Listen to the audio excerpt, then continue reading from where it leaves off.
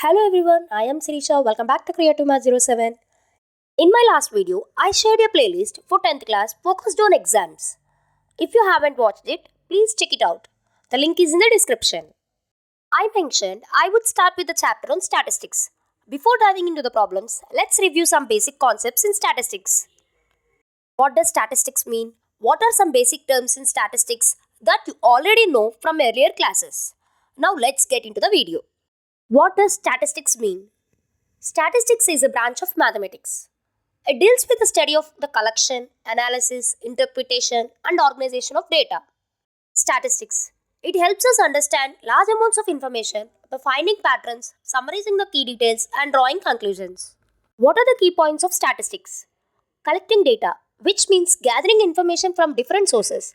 Examples, surveys, experiments, or observation.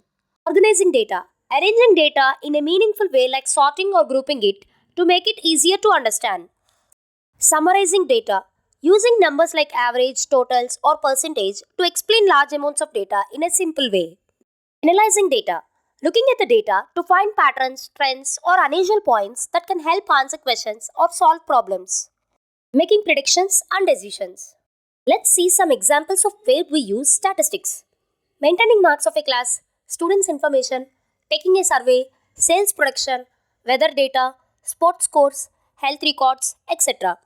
Now let's move on to the next basic terms in statistics like data, observations, frequency, and range.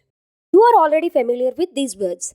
Let's just get an idea about them before moving into the next concept. What is meant by data in statistics? In statistics, a data is a collection of facts and figures that can be in any form. It can be numerical data or non-numerical data. Now, let us see data classification based on different criteria. Data type by nature. Numerical data, which is also known as quantitative data. Non-numerical data, which is also known as qualitative data. Numerical data can be calculated. It is collected in number form. Examples, student scores, worker wages, player heights, etc. Non-numerical data. It cannot be calculated. It includes characteristics and observations. For example, color, taste, and appearance. Moving next, data type by source. We have two types, primary data and secondary data. What is primary data? Data collected directly from the source for a specific research purpose. This data is original and can be collected through surveys, experiments, observations, etc. What is meant by secondary data? Data that has already been collected and published by someone else.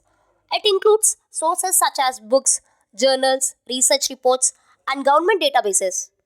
Let's move to the next criteria, data type by organization. We have two types of data, ungrouped data, which is also known as raw data, and grouped data. Let's see what is ungrouped data. Data represented in raw form without any categorization or summary.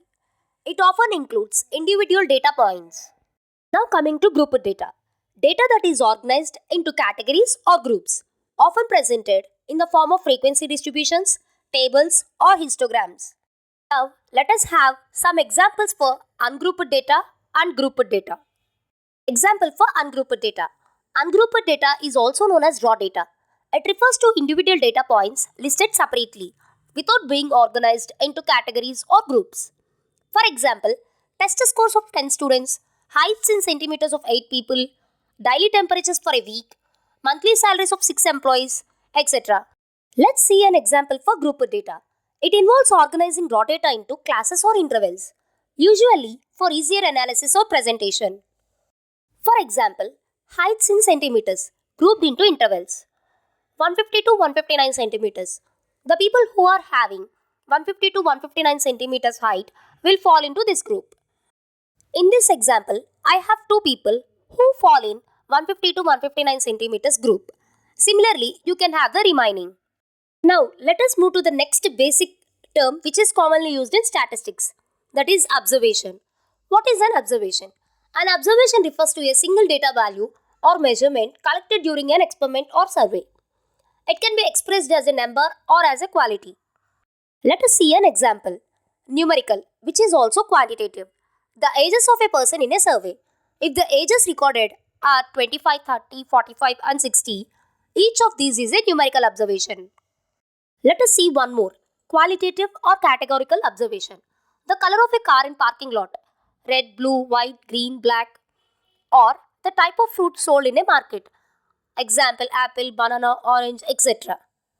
Now let's move to the next basic term in statistics, that is frequency. What is meant by frequency? Frequency refers to the number of times a particular number or value appears in a dataset. Let us see an example. For suppose you have the following dataset of exam scores for 10 students. These are the scores. If you observe the scores, the frequency of the score 85 is 3, which means the number 85 is repeated 3 times.